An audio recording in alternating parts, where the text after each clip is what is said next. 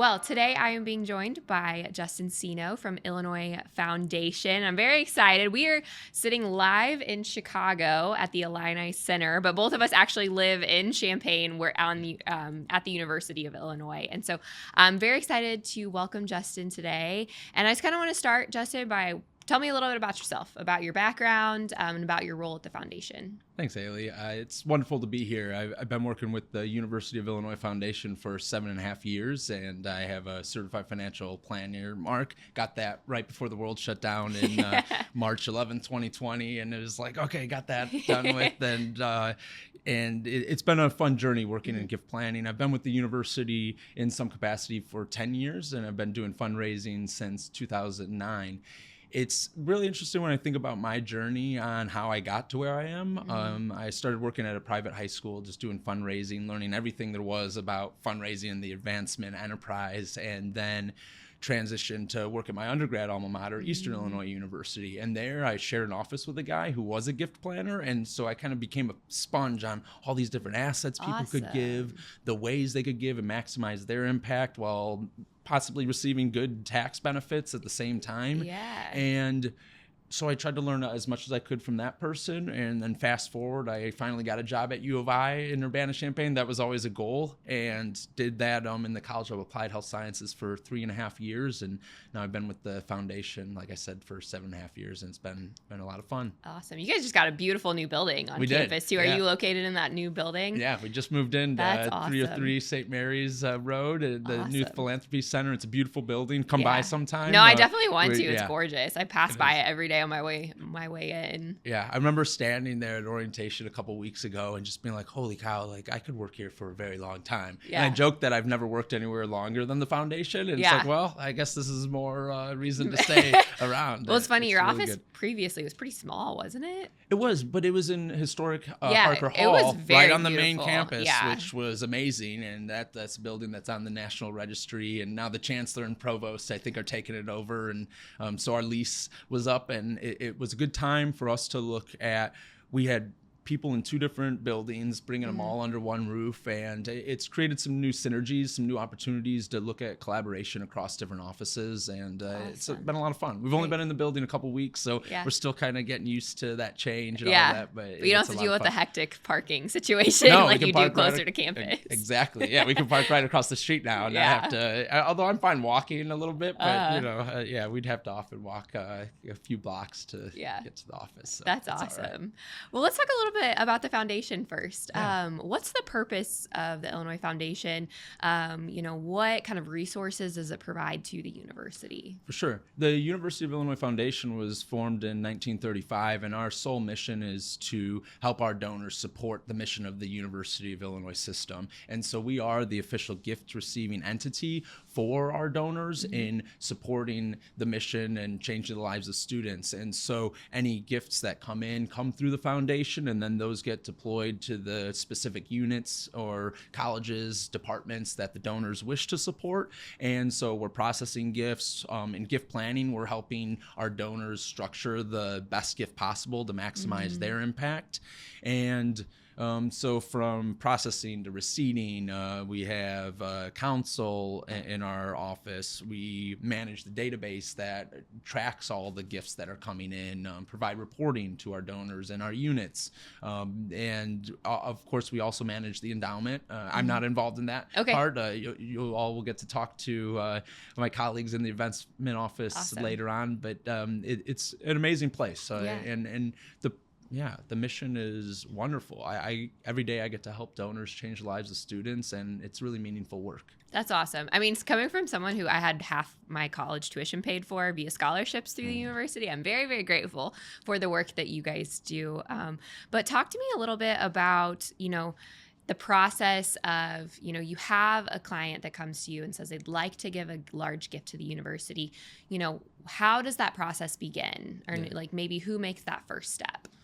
The first step can start a lot of different ways. I mean, sometimes we do get leads. People call in, donors, alumni call in and say, hey, I'm interested in making a gift. And it can start there. Other times it's I'll call somebody and I may be traveling to an area and say, hey, you an Illinois alum, you've been supporting us for a long time. I'd love to come say thank you, hear about your story at the university, and find ways that we can collaborate and work together. I am a fundraiser. I might not ask on the first time, but I want to understand people's interests. And a big part of it is understanding their goals. We're fortunate. We live in a country that's the most philanthropic country in the world. So that is baked in, that people want to help the future of society and of America and the world and in our state. And so the process, can take a long time too. We're talking about oftentimes the transformation of wealth, and sometimes people, instead of choosing maybe their family to give money to, choosing a not-for-profit like the University of Illinois Foundation.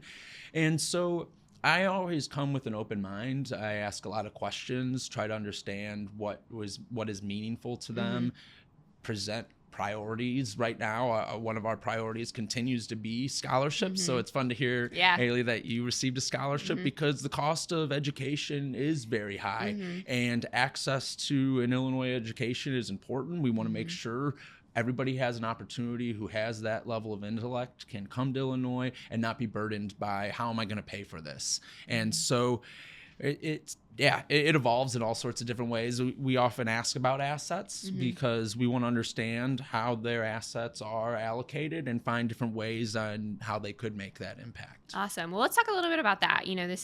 This whole podcast is about alternative investments in particular. What kind of assets do you typically see people giving? Is it cash? Is it forms of real estate? Or, just give me a little bit of overview of what all you see. When we look at our overall profile of gifts we're receiving, cash still tends to be number one. I don't think cash is king, though. I mean, when you look at people's portfolios, it's often in securities, it's in alternative investments. People have real estate, they have private business holdings, cryptocurrency is a hot topic. We can accept cryptocurrency as well. And so we definitely have a deep dive, a conversation into, okay, you want to make a large gift, whatever that number is, meaningful to that donor. Are there other ways that people can make those gifts? Something else that we've also seen is gifts from retirement accounts. So there is something known as the qualified charitable distribution, where people can take money from an IRA, direct it straight to charity. They don't have to realize that money is income. It satisfies some or all of the required minimum distribution, and they don't, like I said, don't realize it as income, but that's a better than a deduction anyhow, because you're not realizing it above the line, and you're still satisfying what the government says you need to do. Once you hit age 73, you have to start taking a required minimum distribution. And so we also have to be poised to know some of those rules and all of that. So we do realize a lot of cash. I see the IRA gifts are a top contender in that space. Securities are also, with the markets the way they've been lately, people are giving a lot of cash, especially when they have a low basis. You can give, or I should say securities. When they have a low basis, you can give the security, maximize the level of that gift, because you're going to get a deduction based on the fair market value. And, that gift only cost you a little bit, maybe 10, 20 years ago, or however long they've been holding it. So we have a deep dive and discussion about those different assets. Yeah. So it seems like, you've already touched on quite a few of them, but there's quite a few tax advantages from a tax planning perspective that people can take advantage of if they want to give to the foundation, to the university. Yes. Awesome. Yeah. So we are a qualified not-for-profit corporation. And so there's ways that people can definitely maximize their tax or minimize their tax burden, maximize the impact. And so as a gift planner and as a certified financial planner, I need to know the rules and the IRS code as it relates to that. I should say, full disclosure, or giving a disclosure, I cannot provide advice. I am a fundraiser. So we like to collaborate with the donor and their advisors, and making sure that their advisors are their go-to, whether that be a financial advisor, income tax person, or estate planner. We want to make sure we're surrounding them with all the help they need, and we're just kind of, I'd like to think, the cherry on top in helping them with that. Because as I went through the certified financial courses and earned that mark, a little sliver was charitable planning. Mm-hmm. You know, it was kind of baked into stuff. And I would get excited when Yeah. that came up because like, oh, finally something I actually know and, Yeah. and work on all the time. But let's go through some of the benefits. So gifts of cash, if you itemize, you can take a deduction up to 60% of your adjusted gross income. If you're using appreciated securities, you can take a deduction up to 30% of your adjusted gross income. Same with real estate. So appreciated land, 30% of your adjusted gross income. Tangible personal properties, so collectibles, artwork, stuff that people want to donate. That's a little different. That has a max of 28% of your adjusted gross income. And then if you're a higher income tax bracket than that, it's still just capped at the 28%. Okay.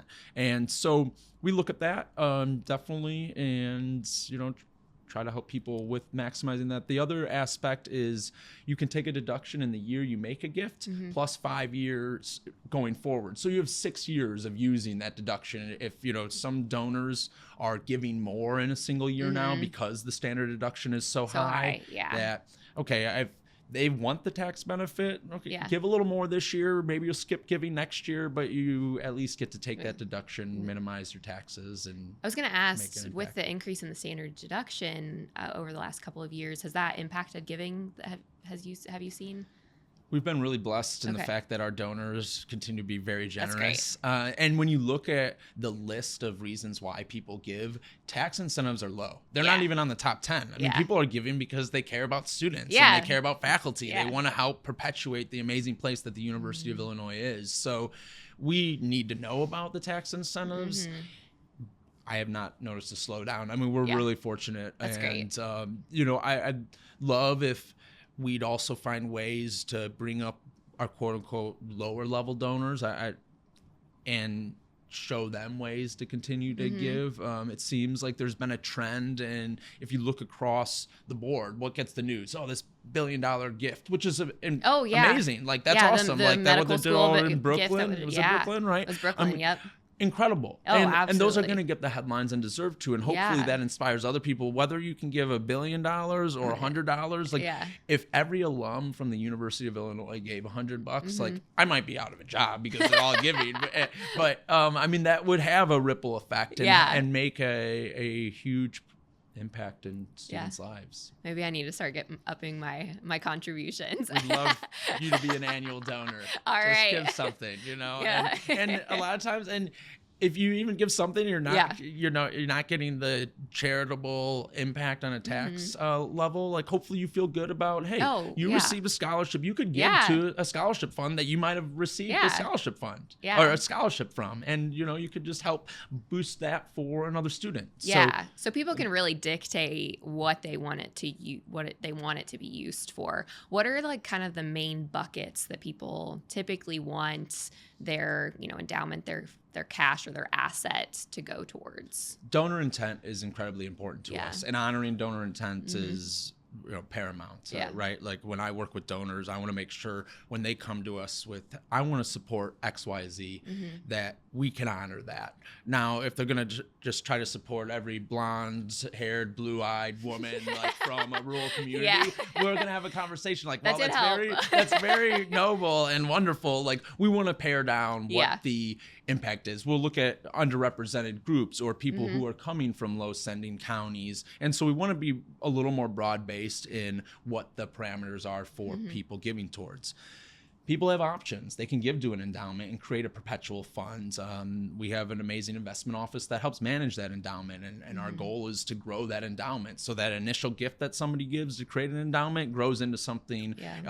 It hopefully grows with and beyond inflation and continues to support students. People can give current use funds. That's money comes in and it goes right out.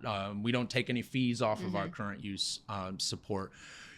There's also something called a quasi-endowment where it acts as an endowment, but there is the option that the college department could spend down the principal at a certain point in time. And so I disclose that to donors. I give them those options, and people choose what they feel most comfortable with. Do they want to leave a lasting legacy, or do they want to do something more current use that just makes a blast right away? And so, yeah, we definitely look at all those options. That's awesome. That's great. And so going a little deeper into that, we also work with them on a governing document. So we have a team in our governing documents office that looks at and drafts fund agreements that we draft. We show those to the donors, and they can see exactly what are the purposes, what is this fund going to do, and get their approval, get our internal approval, and they can start funding that. Or they can choose funds that already exist. We have a lot of scholarships, we have research funds, we have fellowships, we have professorships, we have funds to support buildings, and it's not about the building, it's about what happens in that building. But people, some people like their names on things, and that's okay. If you want your name on something, we can probably find a way to put your name on something. If you don't, we are going to honor your anonymity as well. So it kind of seems like boundless opportunities, but there are a lot. And so it goes back to one of your first questions is, where does it start? It starts with asking the questions, what the donor wants to do, how they envision creating a lasting impact, and then scaling it and building it accordingly. Yeah, it's quite the discovery period of trying to figure out what somebody wants, and then what maybe the university needs as well, and how we can kind of marry those two ideas. Yes. So you have to be really up to date on like university initiatives and things like that. What are some of the current maybe initiatives that university is pushing? Obviously always scholarships and helping with student success, but is there anything maybe unique or new within the last maybe 5 to 10 years that the university is wanting to see? For sure. I think right in this backyard is going to hopefully blossom Discovery Partners Institute, which has started, and I believe a few floors in this building are already operating. But we are an innovation hub. And, when you look at engineering, sciences, ag, those were kind of the bedrock of our institution. The humanities are also important. That the arts and all of that, performing arts is incredibly important too. And so we are looking at how can we build with industry, how can we layer on what our faculty and our students are doing to come up with more breakthroughs. We have a laundry list of breakthroughs that have happened at Illinois, from the transistor to the LED to YouTube to, the list with PayPal. It's like so many things continue to happen because of the innovation. And so we're going to have a place here and a building. And so that's, ongoing and exciting in the Chicagoland area, but that'll be a resource for the whole state and the country and the world. And so that's new. So research always seems to be top of mind. You said scholarships, supporting our faculty. How are we continuing to attract and retain the best and brightest faculty who are helping our students? There's this really neat building on campus called the Siebel Center for Design so that cool. came about. It is one of my favorite buildings on campus. It's beautiful. It is so cool. And that was, some of Tom Siebel's vision of how can we bridge the engineering side with the other side of campus, and looking at undergraduate research. Some of the most intelligent people in the world are our undergraduate students. Like they've got the curiosity. They can be a little more risky. The energy. It's looking at how can we at the undergraduate level allow students to be innovative, to come up with ideas, to work with students in other departments other than their own. And so, that's still in the early stages, but there's a lot of excitement going on there too. That building, just for everyone listening, is so cool. The inside of it, the entire thing is like a whiteboard, and you go in there and students are just working together and collaborating and just like massive math problems or maybe literature or something. And it's a very, very cool space. So I just wanted to highlight that. And honestly, that is kind of the true heart of what alternative investment means. Like, you are investing in students' success and the future innovators. We have had just incredible innovation happen on our campus, like just the COVID PCR test that is used around the country and around the world now. And that is true. It's sustainable investment in the long run, in my opinion.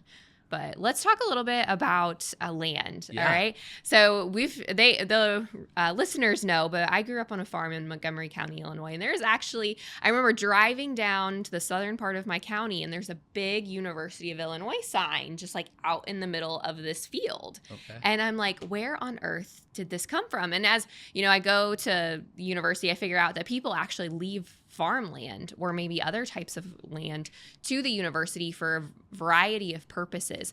Can you talk to me a little bit about that and why someone might leave like something like an asset class like farmland to the university? For sure. There's a lot of different reasons they'll leave it to the university. I think number one is we're amazing stewards of farmland. The first gift of farmland happened in the 20s, and we still own and operate that piece of land. And that continues to happen. So that sign you saw, when donors give us a piece of farmland and they want us to retain it, and we work up front, like we talked about, talking about their wishes on what do you want us to do with this farmland? Do we need to hold it? Okay, you want us to hold it? Can we put a sign on that? Because we want to make sure people know that this is it's cool. because It'll of philanthropy. It usually says the last name of whoever gave the farm, and it has a little bit of backstory history about it. It's very cool. Yeah, we work directly with the donors on what's going to be on that sign. And the other cool part about farmland, and anecdotally I should mention, is even though we don't have to pay taxes, we still pay the real estate taxes for that, because we know that the farm is an important aspect to that county, to that community. And so we continue to support that community in that capacity too. So when we look at farmland or any real estate that we're a donor is interested in considering, we definitely want to do a preliminary due diligence process. Some people will give farmland outright during their lifetime. Other times it's through estate giving. We work on a lot of estate gifts and ensuring up front that we can accept that piece of property and that we can do what they want us to do, because we want to talk to them when they're alive and, you know, not have guessing when no one's around to ask them, hey, what exactly were you wanting us to do? We want to know what the tenants are, who the tenants are, and do you want us to continue working with the tenants? Because we understand those folks who have been farming the land often for generations are the best stewards of that land and understand the soil and the dynamics in that community, and we want to continue to honor those wishes as well. The farm itself, when we just talk about farmland, it can operate in a variety of capacities. Some of it could act as research if that, you know, as we do the preliminary due diligence and discuss that, is maybe there's opportunities for research. Oftentimes, though, it acts as kind of its own endowment. It helps us with our diversification strategy. We'll continue farming it. The income, the net income that we earn from that could go to support whatever it is they want to support. It could be scholarships. It could be faculty support. It could be other aspects, research, support. And so it's really neat to see when we will hold land for a long time. We've got, I know the foundation has about 10,000 acres, and I want to say 30 some properties that we're still holding on to. And so it's a neat opportunity for donors to also preserve that legacy. We know that farms tend to be in families for a long time, but there's also families that maybe like, I don't know what to do with this anymore. I don't want to farm it anymore. So if they also don't want to farm it, there's some unique ways of gifting where you could donate it to, let's say, a charitable remainder trust, and you still want to have income, but you don't want to deal with a farm anymore. So we'll often put, and we'll get maybe a little more sophisticated with this, but put it in a charitable remainder trust with a flip provision. And so what that means is, before we're able to sell the property, we'll pay the beneficiaries the net income of the farm. And so once we sell the farm, assuming the donor's okay with that, it then flips and will pay 5% of the net assets valued annually. And so with that, it provides some opportunity that, all right, the donor likes that they were making income, but they don't want to deal with the farm. So they can look at these different ways of still getting income, and then Once the term of the trust expires, which is often the lives of the beneficiary, the remainder value goes to whatever it is they wanted to support through the foundation or their, alma mater. And so Very cool. that's a neat way. Another thing they could do is maybe they still want to retain the farm in general. They could do a retained life estate where they still have to take care of the farm, pay the insurance, do all of that, but they would receive a deduction on the front end. And then once they pass, we would have the farm and we would do whatever we agreed to with that farm. That's very cool. Yeah, it's cool because just being in the College of ACEs, and I've had so many friends. I have a friend who finished their PhD in crop sciences, and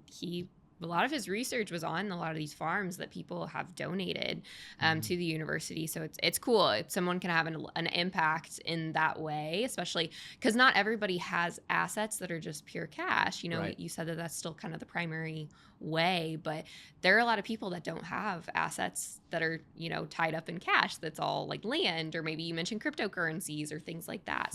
That's very, very cool. Yeah. Just a couple other questions. The structure of giving, where do most of your donations come from? Is it alumni? Is it private businesses? When we look at the structure of where the university has received its outside funds, like where's the main source? It's still individuals. Yeah. And that could be alumni or it could be, just donors in general. We have a lot of community members. I mean, I'm actually working with, going back to farmland a little bit, a lot of non-alumni who know we have an amazing product in our various academic programs. They have farmland. Yeah. They don't know what they don't have maybe heirs to leave it to. And they say, here, we want you to have this after our lives, after my lifetime, and I want to then support students in this capacity. So we still find individuals are very high up on that list, or are top on that list. Corporate donors are also fantastic. We have a lot of corporations that are supporting us through research, grants, other opportunities. And so...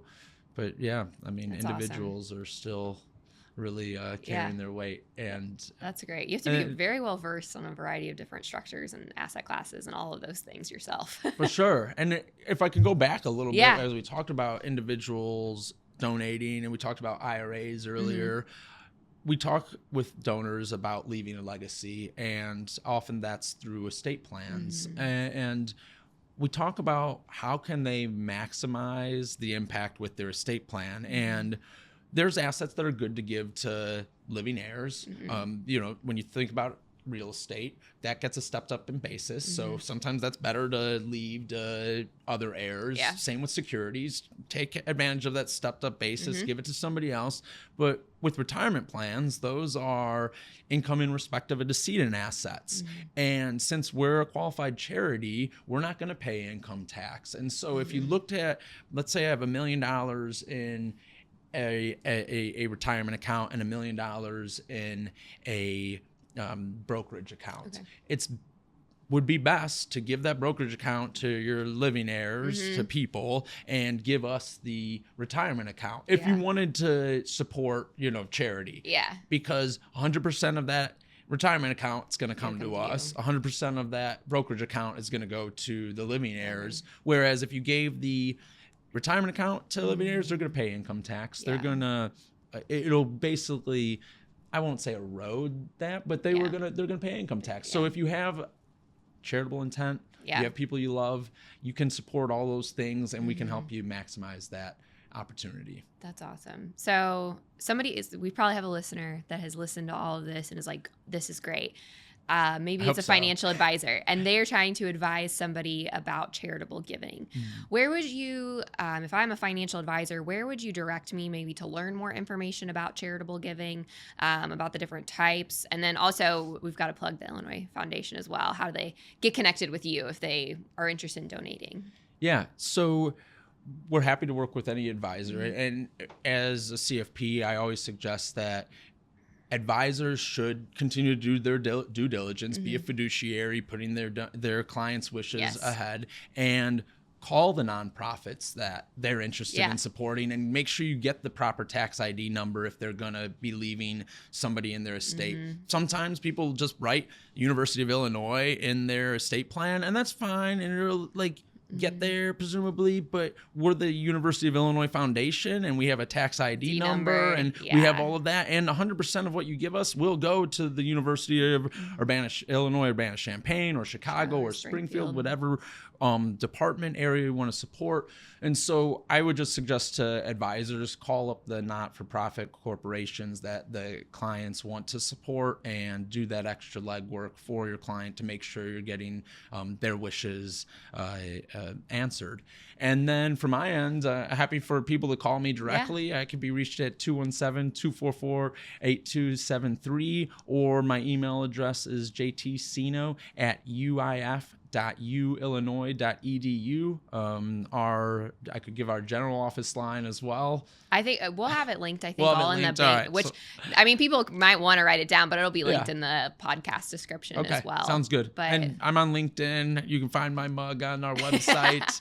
I'm happy to be accessible and be a complimentary resource as we work with our donors and clients to reach their financial and charitable goals. Awesome. Well, as a professor at the U of I really appreciate everything that you do to make the work that we do possible. So I just want to thank you. Wonderful. And You're welcome. Thank you so much for joining us today on the Land and Everything Else podcast. This was wonderful. Great. Thanks, Ailie.